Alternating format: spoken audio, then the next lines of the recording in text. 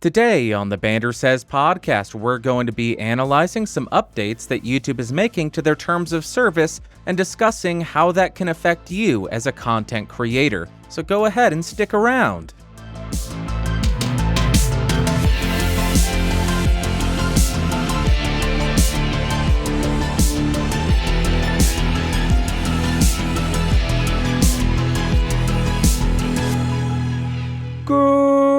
Greetings, Earthlings, and welcome back to episode 190 of the BSP. My name Bandrew. This is Says What I. If you want different versions of the show, either audio or video, you can find that at bandrewsays.com. There are timestamps of all of the topics I discuss in the show notes and description. And if you want other educational shows, go check geeksrising.com.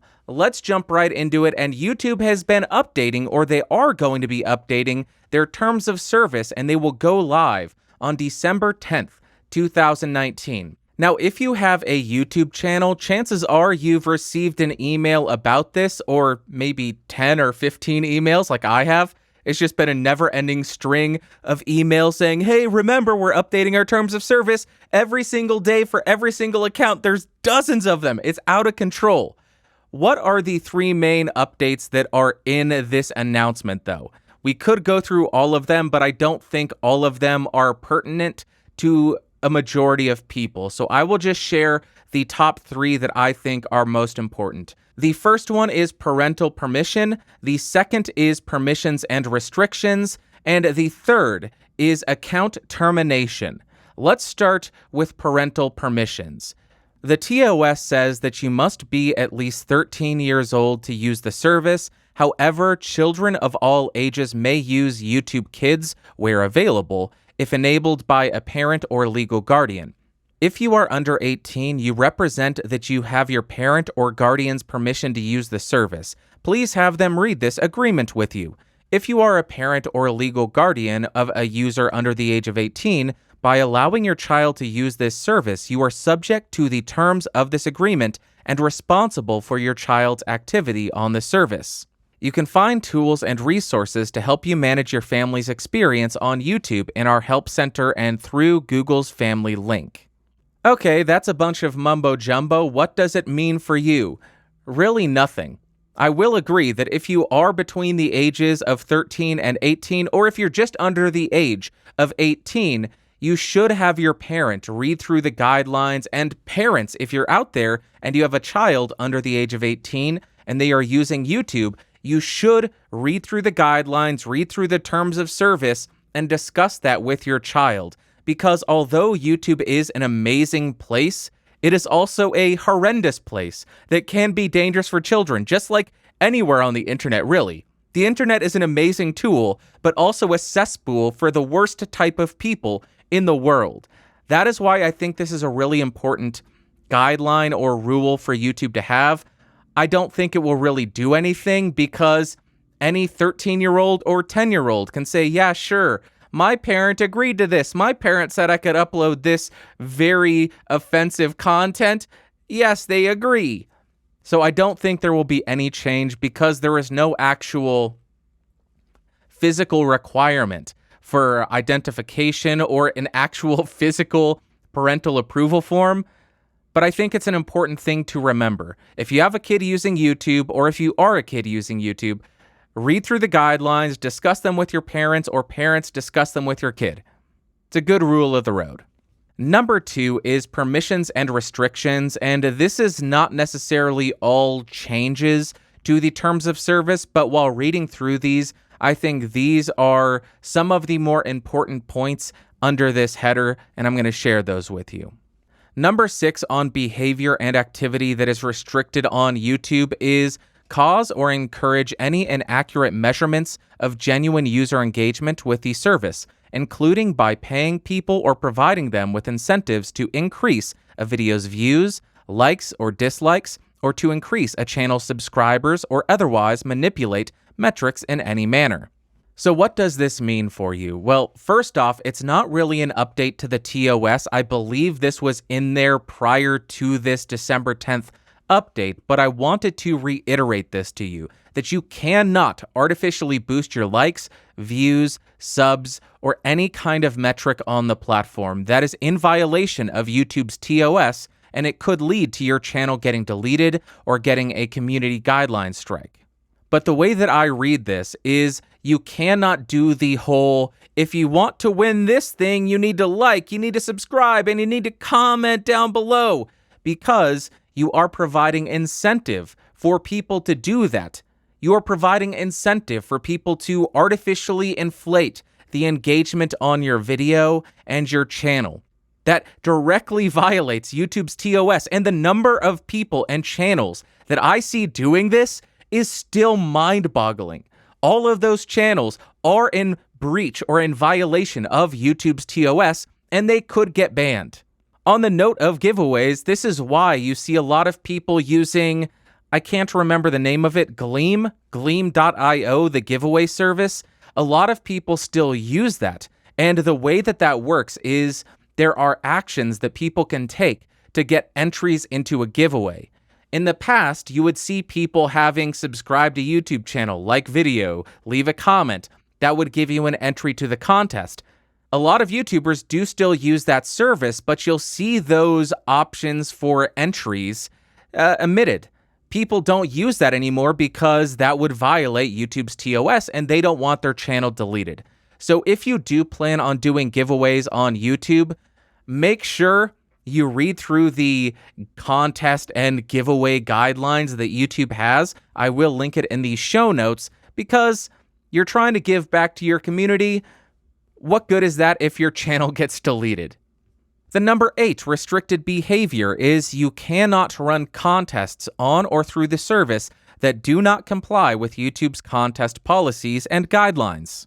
As I just mentioned, YouTube has an entire contest and giveaway guidelines that they have provided for you so you can ensure 100% that you fall within those guidelines and you are not doing anything that will negatively affect your channel. But it doesn't just end there, because you also have to check your local lottery laws, because apparently that comes into play and you could get into trouble with the government if you are giving stuff away and you are not following the laws that are in place dictating what is allowed and what is not. So again, I will link the contest and giveaway guidelines in the show notes and description if you do plan on doing a giveaway. Be very careful. It is very unstable ground in my opinion. That's why if I ever do a giveaway, I will not be doing it on YouTube. I will be doing it on my own website, and I will not be asking people to subscribe, like, or do anything because it's just not worth it. Okay, that's it for that number. The number 10 restricted behavior is you cannot use the service to A, sell any advertising, sponsorships, or promotions placed on, around, or within the service or content other than those allowed in the advertising on YouTube policies, such as compliant product placements, or B, sell advertising, sponsorships, or promotions on any page of any website or application that only contains content from the service or where content from the service is the primary basis for such sales. For example, selling ads on a web page where YouTube videos are the main draw for users visiting that web page. The reason that I wanted to include this term in the podcast as well is I think it's important to remember that you are not the only person that has to follow YouTube's guidelines. If you are advertising for a company, that company's website, that company's product, it all has to fall within YouTube's guidelines as well. Because if they do not, you may be viewed as advertising for some nefarious website that's stealing people's data or selling some snake oil. You can be punished for advertising a less than savory website. So again, you need to make sure you read through all of the terms of service, especially if you are doing ads, if you are doing giveaways, or if you have YouTube's ads running on your channel. Number 3, this is the scariest. This is account termination. Terminations by YouTube for service changes is the header here. YouTube may terminate your access or your Google account's access to all or part of the service if YouTube believes in its sole discretion that provision of the service to you is no longer commercially viable. Oh my God. Oh my God, what does this mean? I don't know. The world is burning. YouTube can say, screw you, Bandrew, you're out of here.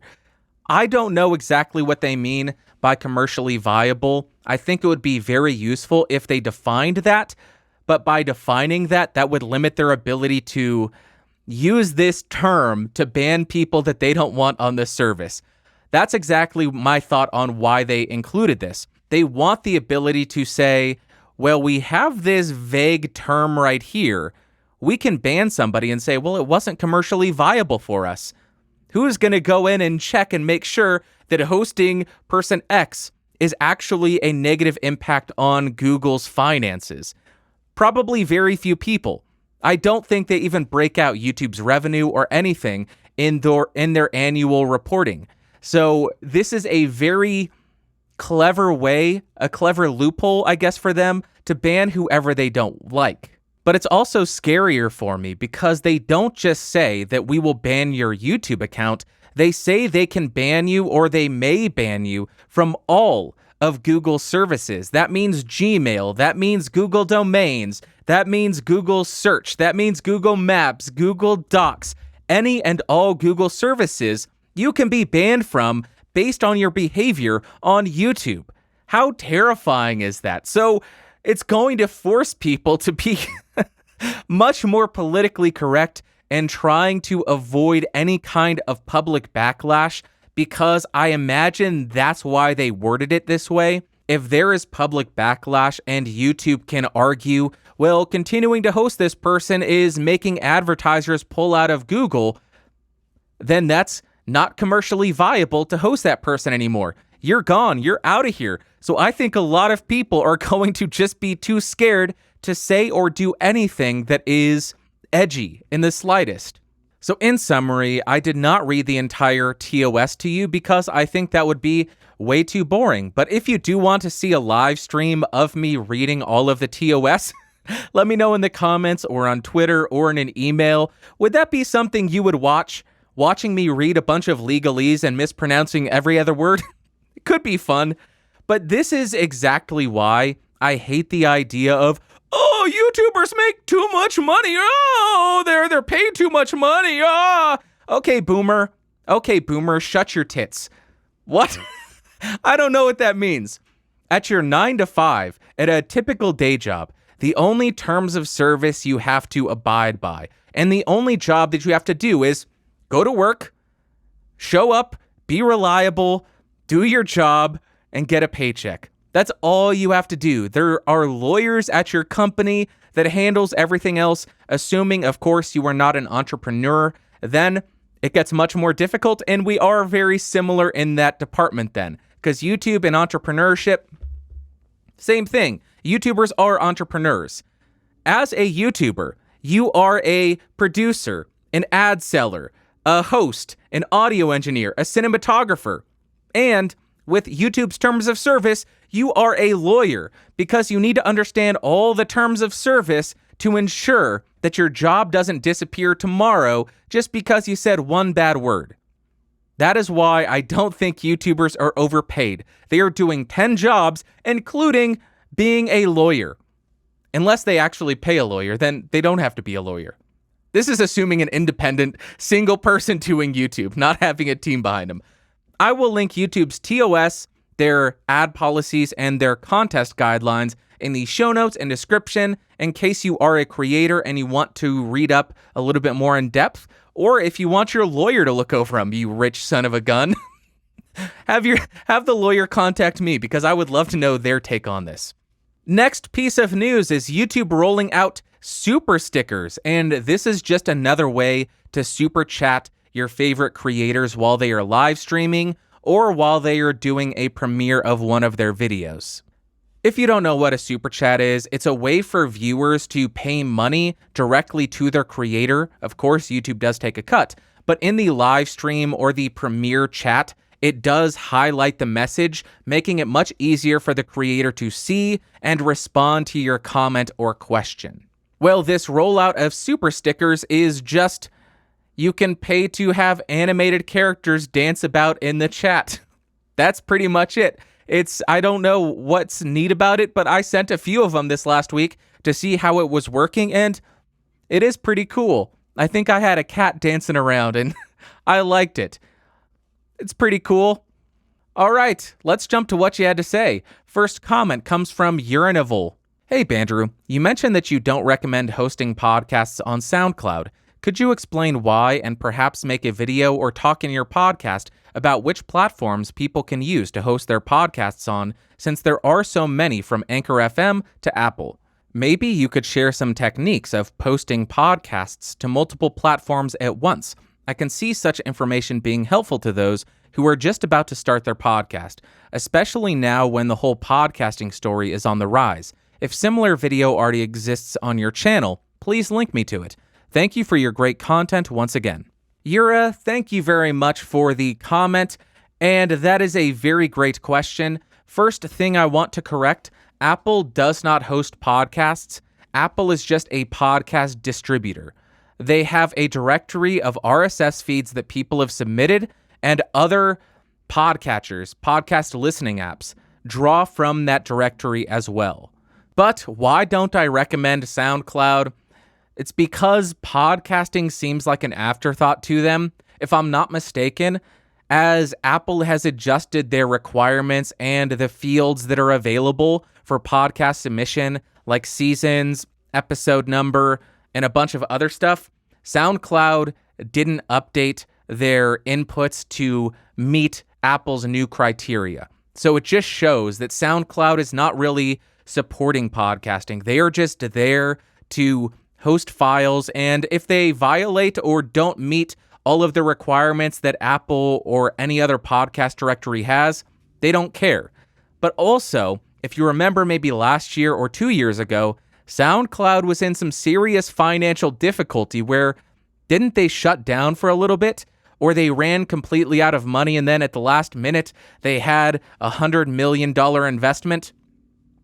Seems a bit risky to host all of your content there and have your RSS feed on SoundCloud, because if SoundCloud shuts down, which they've almost done in the past, then your RSS feed is gone and you're going to have to submit a new podcast with a new RSS feed and you lose all the listeners that you already had.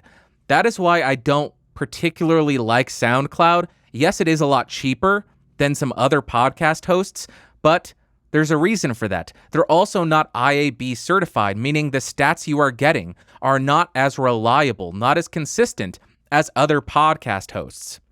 As far as alternatives, there are a lot of them. There's Libsyn, Blueberry, Fireside, something like that. I actually wrote an article a couple of months ago, How to Start a Podcast in 11 Steps, and I list a bunch of the podcast hosts that are available, and I believe all of them allow you to upload your MP3s or M4As, and it automatically generates the RSS feed, which you then submit to iTunes. And if you submit to iTunes, there are a lot of directories and podcatchers that use that.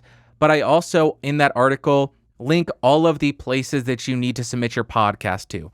Hope that helps, Yura. Apriya, and best of luck if you launch a podcast. Oh, and I will link the article in the description and show notes if you want to check all of that out. Next comment comes from Stefan. He says, "Hi, Bandrew. What's Napa and the quote-unquote secret podcast you mentioned?" Stefan, let me move my mic out of the way and say,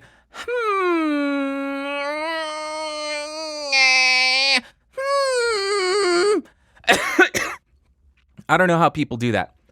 It's not Napa. It is NaPodPoMo, NaPodPoMo, which stands for National Podcast Post Month, which is a group activity where everybody posts a new podcast episode every day of November. 30 of them, I think. So in 1 month, I will have released 30 episodes of this podcast. Now you ask, what is this super duper top secret podcast that I am doing? You know that I like movies. I'll talk about that later. But also, you know what my name is. Let me give you a hint. If you were to go into a podcatcher such as Apple Podcasts and search for the author that would be on a show that I host, what do you think that would be? That's the hint you're getting. Hope that helps you find it, Stefan. Best of luck on that. And I'm having so much fun with it. Next comment comes from Up All Night. This podcast sounds really adequate on my Moto G6 through Skull Candy Jib earbuds. Thank you, Up All Night. That is exactly what I am going for. Adequate sound. That's it. I don't want great sound. I don't want amazing sound. I just spend absurd amounts of money to get adequate sound. On this note, a while back, I responded to a comment about microphones and microphone reviews. They were saying, microphones don't matter. Just buy a Blue Yeti and sell your product. As though everybody's selling a product. And I somewhat agreed with him in the sense that once you get above a certain price point, nobody's going to be able to tell the difference. Very few people care, especially when you are compressing everything to an MP3 or M4A or uploading it to YouTube. The compression of all of that is going to lose any amazing characteristics that really encapsulate the benefits of a really expensive microphone. So I agree, it is insane to spend $3,600 or $3,200 or $2,000 on a microphone for a podcast. But if you are an audiophile, I hate saying that about myself, but if you just enjoy microphones and you can buy them and mess around with them and you get joy out of it, why not? I buy them because I review them. And that's my justification. So that's my take on it. I appreciate you saying that my show sounds adequate. That's all I have ever been going for. Next comment comes from Lyowen. He says, when YouTube dropped the broadcast yourself tagline from their platform, it sent a clear message that they were going to shift into more mainstream types, like late night hosts being some of the biggest draws for their ad dollars. I mean, even in that promo piece, they talk about gaming, but the bit they show for gaming is more on the person than the game. This seems counterproductive if you are making straight gaming content to put on a show for the camera and the game is secondary. It's that, or I'm just getting too old and failing to see the appeal of being fake when making content. Lyowen, I have some opinions here, and I think you may be right about why YouTube likes late night talk shows. Because it brings people in. They have existing fan bases. It's super clean because these networks have a standards and practices office, and the production quality is super high. A lot higher than the majority of YouTube videos because we don't have teams of 30 people and $10,000 cameras. How expensive are cameras for TV? Hundreds of thousands of dollars? I don't know. Never been in a TV studio. But you get my point there. The production quality is high. They know it will be ad-friendly, and they bring in huge existing fan bases.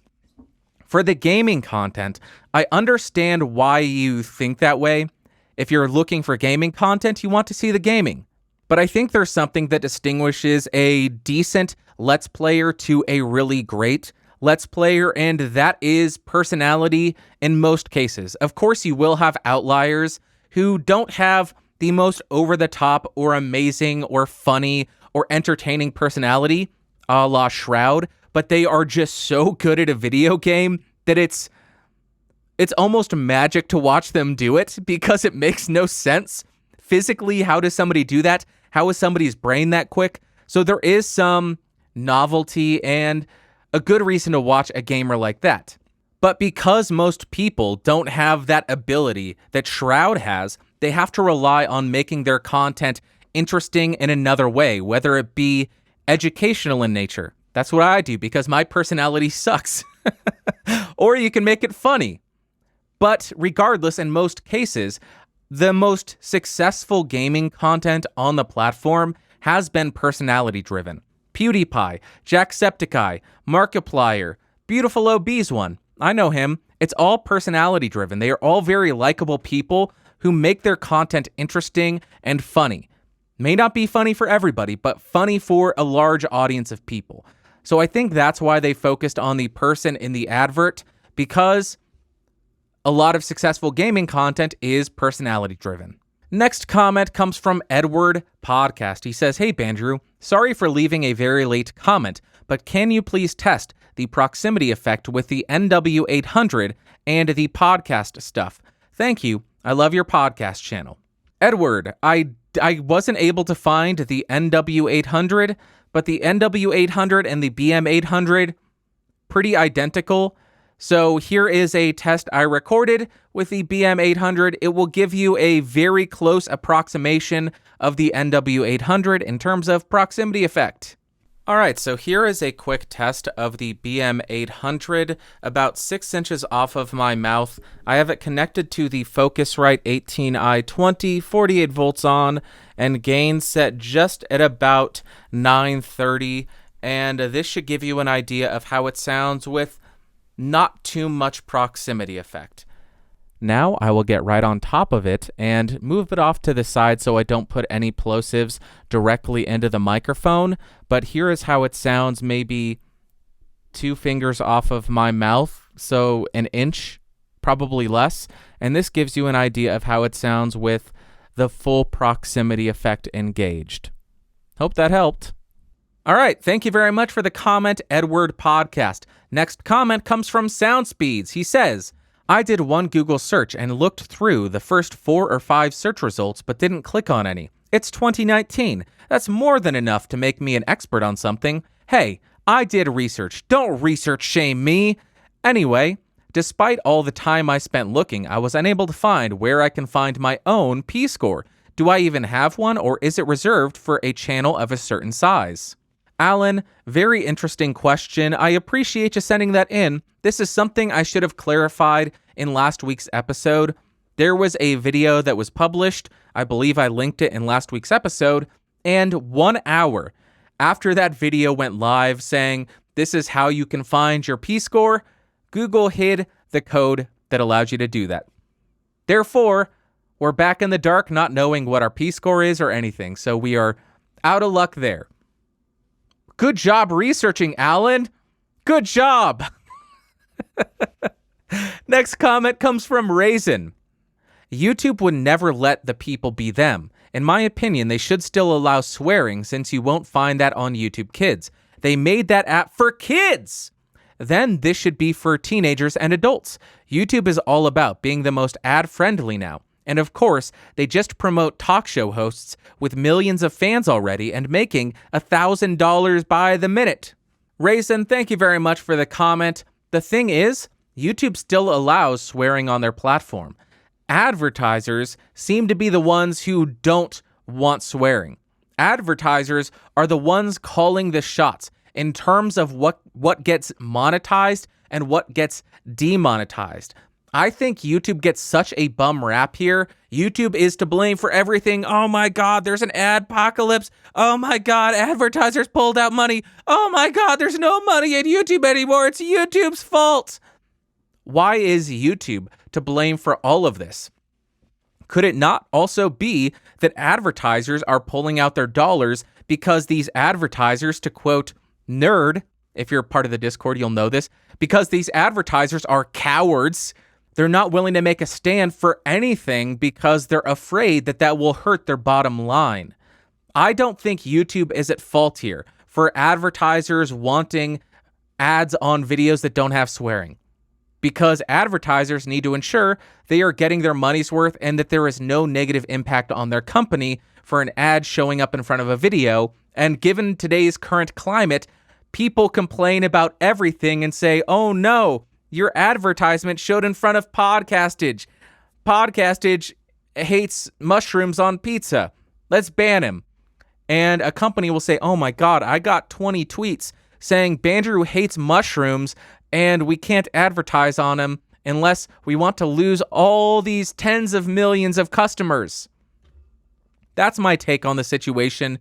YouTube, in many cases, just has to bow down to the advertisers because that's where their money comes from.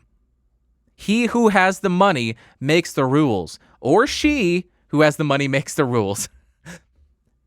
That's why it works the way it does. Now let's jump to my favorite part of the show, the Ask Bandrew segment.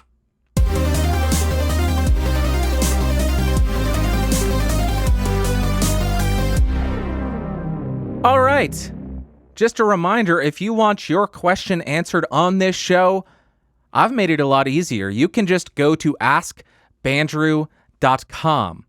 Has directions and instructions on how to submit email, voice, or video. So much easier. Just go to AskBandrew.com. Get your answer questioned here. That made no sense.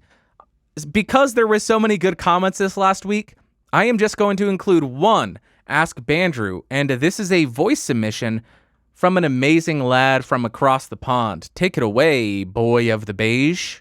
Hello, Bandrew, and all the people listening around the world. So, my name is Beige Boy, and I have some questions for you.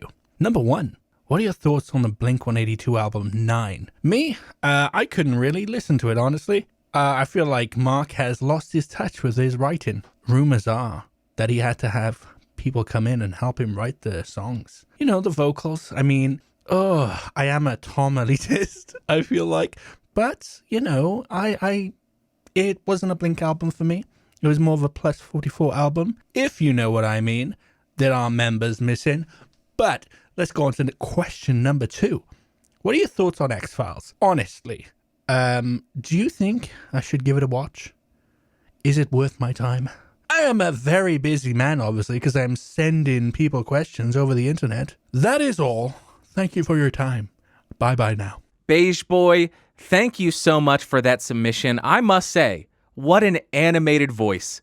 What a character you are. I appreciate ya so dang much. First, my thoughts on Blink-182's 9 album, the latest release. I hate to say this, but I pre-ordered it. I don't know why I did this, the vinyl, CD, and cassette combo, and I haven't listened to it. I've had it for months, and I haven't listened to it at all. I think the reason behind that is I heard the single, and it was fine. It was tolerable, but like you said, it doesn't sound like Blink-182. Even when Tom was still in the band, it didn't sound like Blink-182 that we grew up loving. The nasally voice, all the small things. Now I'm going to get demonetized and claimed. Sorry, Blink-182. That's the thing. They stopped sounding the same, which isn't necessarily a bad thing. But these songs, as you mentioned, seem a bit uninspired, and it makes sense why he would have to bring in third-party writers, because how old is he now? He's in his 40s. You can only sing about juvenile stuff for so long before you run out of stuff to say, or before it comes super creepy. A 40-year-old man singing about falling in love with a teenage girl doesn't really work. So I don't think that his writing forte is really acceptable for him to use anymore because of his age. Also, I really just want the good old goth alkaline trio satanic church member Matt Skiba back. I want that. I want that guy back. And we don't have that. We have poppy, bleached blonde hair Matt Skiba, and I don't like it. I don't like it. I like my Matt Skiba to be goth, dark, satanic, emo, wearing all black, all of it. That's what I like. Second question. Thoughts on the X-Files? Is it worth a watch? Yes. Absolutely. It's one of my favorite TV shows of all time. Of course, this was during the time of 22 episodes per season, so there are a lot of stinkers in there, and once Mulder leaves, I think it's season 7 that he leaves the show and he gets replaced, gets a little bit long in the tooth and a little bit uninteresting and a little bit uninspired, just like a Blink-182 album. But I think if you watch season 1 through 6, I think the first X-Files film comes between season 5 and 6. I can't remember because it's been so long since I've watched it, but I think that's the order. If you watch up to season 6, you're golden. You're not missing much past that. Although I have started to enjoy the recent seasons quite a bit more, mainly the Darren Morgan episodes. He did an episode called The Art of Forehead Sweat, if I remember correctly, and it's about the Mandela effect. Then he did an episode with Reese Darby. I'm not going to give anything away about that, but good golly, it's a good show. So yes, 100% I recommend it. That is it for Ask Bandrew, Beige Boy. I pray so dang much. Awesome voice submission, awesome questions. Movies of the week. You may notice there haven't been any movies of the week for the past couple of weeks, past month maybe. That's because I do have a super duper extra top secret classified podcast where I talk about movies. You can find that by following the directions or following the hints that I gave to, I don't remember who commented that, but if you were looking for the author of a podcast and I was the host, what would you search? That's all you're getting.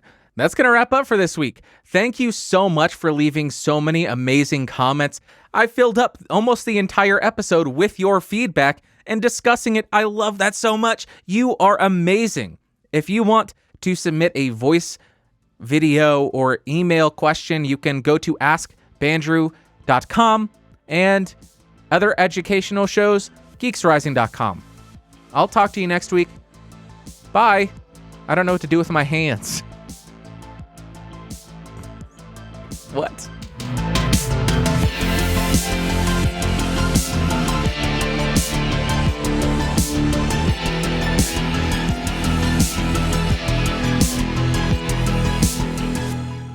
This has been a Geeks Rising production. Your executive producer of Bandrew Scott. For more information, head over to www.geeksrising.com.